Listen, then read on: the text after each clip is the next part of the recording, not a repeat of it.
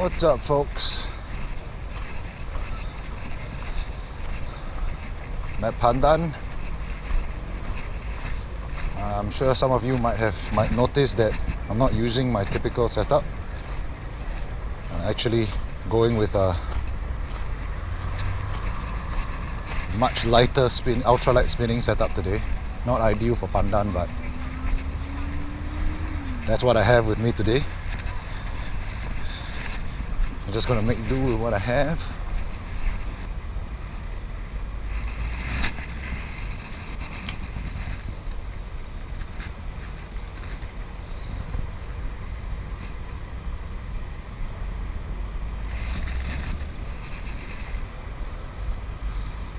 Pandan is quite crowded today.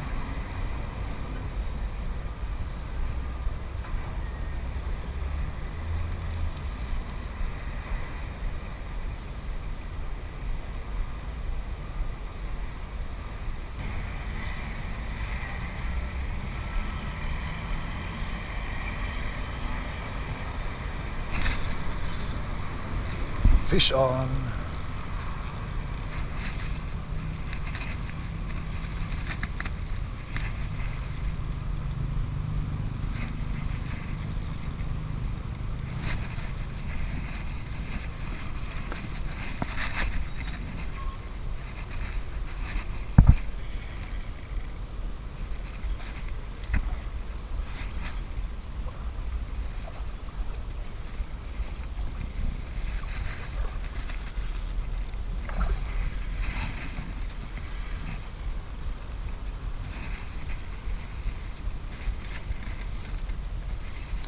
Oh man, Orpe's put up such a good fight on this setup. It's not even funny how good of a fight these guys put up.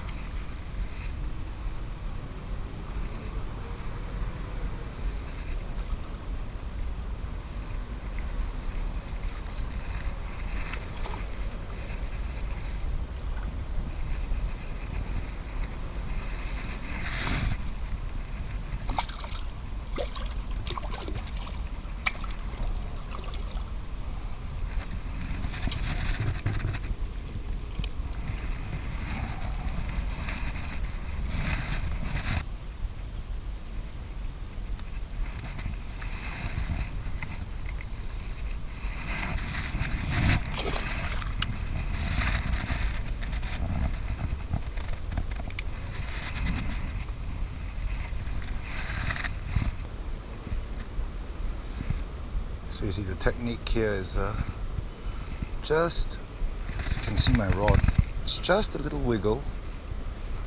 You know, you always want to keep the line tight, because on these really ultralight setups, you don't want your jig head to kind of like just fall into a crack, because I'm telling you, if you allow your jig head to fall into a crack, it's over. So if you keep the line tight always, you get to avoid most of the snags, and you can also feel generally when your jig head is about to fall into a crack, and you can kind of avoid that. So you cast it out, just let it sink to the bottom, and you see, that's why whenever I post a photo, I always describe it as a wiggle and a pause. Look at my rod tip. Alright, I'm literally wiggling it, because it's a twin tail grub. It's supposed to, you want to kind of mimic a little worm or some creature. I would classify it as a creature bait rather than a small rubber swim bait. So you want to kind of imitate a creature, which I believe is better imitated with wiggles than a typical lift and fall.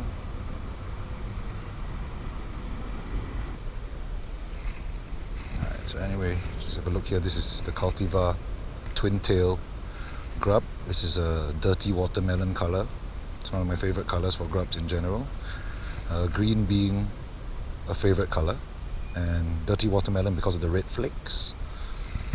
It just seems to be what works almost across the board in Singapore.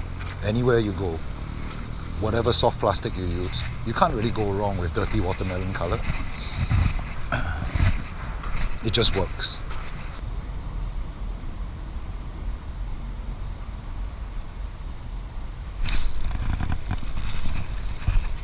Fish on.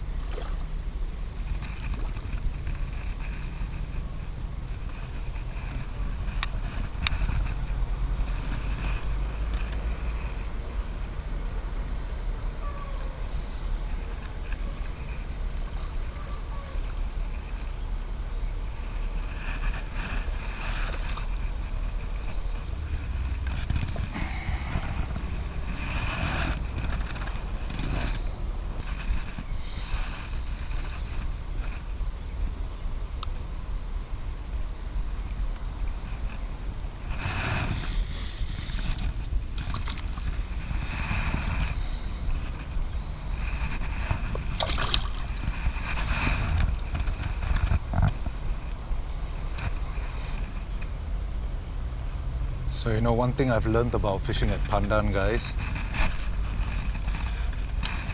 especially when you're using slow moving presentations or finesse presentations, bottom bouncing, slow retrieving a mid diving crank, never neglect the last 2 meters. You know, it's quite common that you wind up and the last 2 meters you just kind of lift your rod tip out of the water. I've seen far too many follows or far too many fish just kind of come up and swipe at it at the last 2 meters. It has happened far too many times, and I've learned to be patient and work the lure all the way in. You never know when there could be a fish. And you could be working a spot for 10 minutes, not getting any bites. Actually, there's 1 or 2 right under your nose, and you've been missing them because you just never give them an opportunity to bite.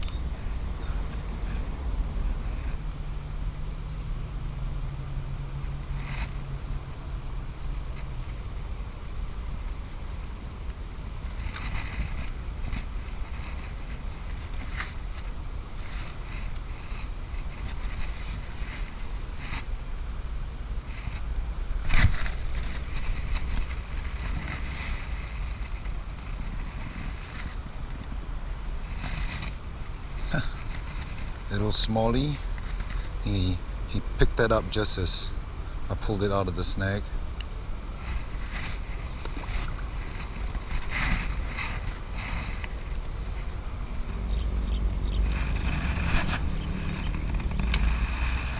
So you see, if you're using bigger soft rubbers, you know, you have heavier line, maybe 15-20 pound leader, bigger jig heads, bigger rubbers, you can get away with slow dragging it over the rocks. But when you're using little finesse stuff like this will fit into every single crack.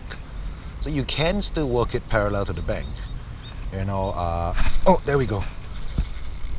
Contrary, as I was saying, contrary to what most people think, you can still work it parallel to the bank. Oh, it's another red devil. You just need to make sure your line is taut. Oh wow, this is a small red devil, but he fought really hard. And for this setup, my drag is set pretty heavy.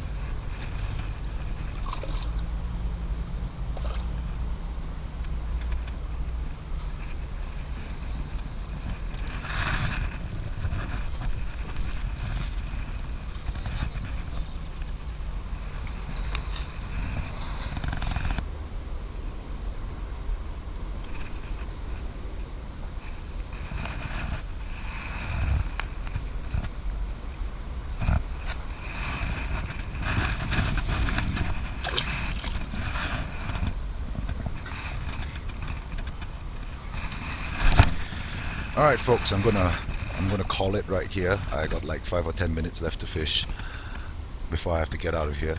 All in all, I think today is a pretty good session. It's a very short session. I know I did a lot of talking today, but I was hoping to be able to kind of give some tips and tricks for working micro rubbers at Pandan, because as the pressure increases, you got to change things up. You got to use a bit more finesse presentations, especially after spawning season is over. The big ones are no longer actively or aggressively hitting the bigger stuff, so that's when you got to switch back to the smaller stuff. And it can be quite a challenge for those of you who fish Pandan regularly. Fishing the small stuff, bouncing it off the bottom and all that, it can be quite challenging. You lose a lot of rigs, and I hope that the tips that I talked about earlier at least go some way to help you guys. So anyway, I'm going to keep filming for another 5 or 10 minutes. Hopefully I get another fish or something. But if you guys found these tips useful, give me a thumbs up. If you didn't like this video, give me a thumbs down. Share my videos with your friends if you learned something, and I'll catch you guys in the next video. Tight lines, guys.